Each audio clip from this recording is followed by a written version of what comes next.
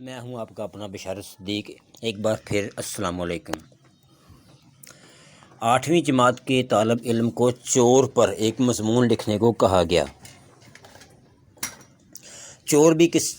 اس نے لکھا، چور بھی کسی ملک کی معیشت کا ایک اہم حصہ ہوتے ہیں۔ وہ روزگار فراہم کرنے اور ملک کی ترقی میں اہم کردار ادا کرتے ہیں۔ آپ کو یہ پڑھ کر حیرت ہو سکتی ہے، لیکن میں اس پر کچھ روشنی ڈالتا ہوں۔ جی جناب، یہ 8ویں جماعت کا طالب علم ہے جو چور پر مضمون لکھ رہا ہے۔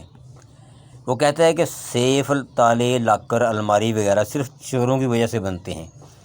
اس پیشے کی بدولت ان اشیاء کو بنانے میں شامل کی کئی فیکٹریاں اور ورکشاپس روزگار فراہم کرتی ہیں، یہاں تک کہ گھروں میں معماروں اور کارکنوں کو کھڑکیوں اور دروازوں پر تالے، گرل لگانے کا کام ملتا ہے۔ پھر گھروں، دکانوں، اسکولوں، کالجوں، دفاتر اور کارخانوں کی حفاظت کے لیے سیکیورٹی گارڈ اور چوکیدار ضروری ہیں۔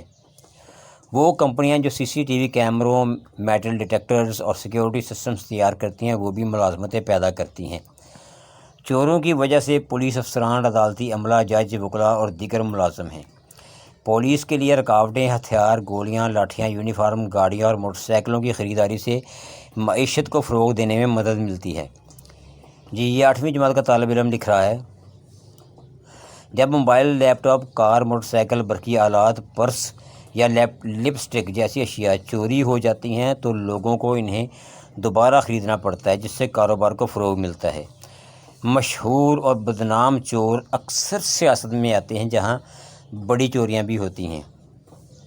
لیکن طالب علم یہ جو نکتہ ہے وہ اس پر مزید بحث نہیں کر سکا، کیونکہ اس سے معیشت جو ہے وہ ترقی نہیں کرتی بلکہ ڈوب جاتی ہے۔